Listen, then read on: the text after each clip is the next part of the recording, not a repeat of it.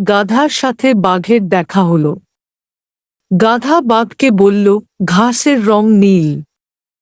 বাঘ বলল, না, ঘাসের রং সবুজ। কিছুক্ষণের মধ্যেই দুজনের মধ্যে তুমুল তর্কে লেগে গেল। কেউ কারো কথা শুনছে না।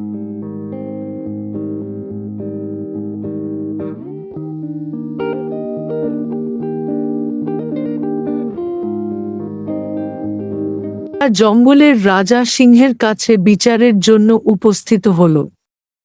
রাজদরবারে সিংহের কাছে পৌঁছানোর আগেই গাধা ডাক ছাড়তে শুরু করে দিল, মহারাজ, মহারাজ, আপনি বলুন ঘাসের রং নীল কি না। সিংহ বলল, হ্যাঁ, ঘাসের রং নীল। গাধা তাড়াতাড়ি সিংহের আরো কাছে গিয়ে বলতে লাগল, বাঘ আমার কথা মানছে না, শুধু তর্ক করছে এবং আমাকে বিরক্ত করছে। ওকে শাস্তি দিন মহারাজ।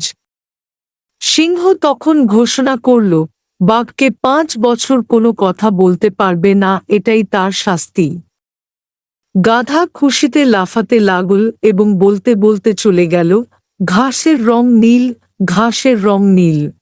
বাঘ বাধ্য শাস্তি মেনে নিল, কিন্তু সিংহকে জিজ্ঞাসা করল, মহারাজ, ঘাসের রং তো সত্যিই সবুজ, তবে আপনি আমায় শাস্তি দিলেন কেন?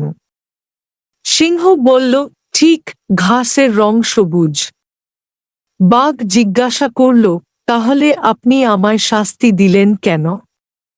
সিংহ বলল, তবে শোন, তোমাকে শাস্তি দেওয়ার সাথে ঘাসের রং সবুজ না নীল সেই প্রশ্নের কোনো সম্পর্ক নেই।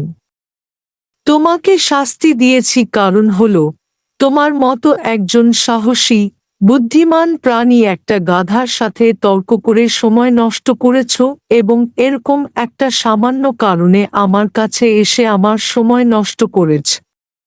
গল্পের শিক্ষা, মূর্খের সাথে কখনো তর্কে যেও না।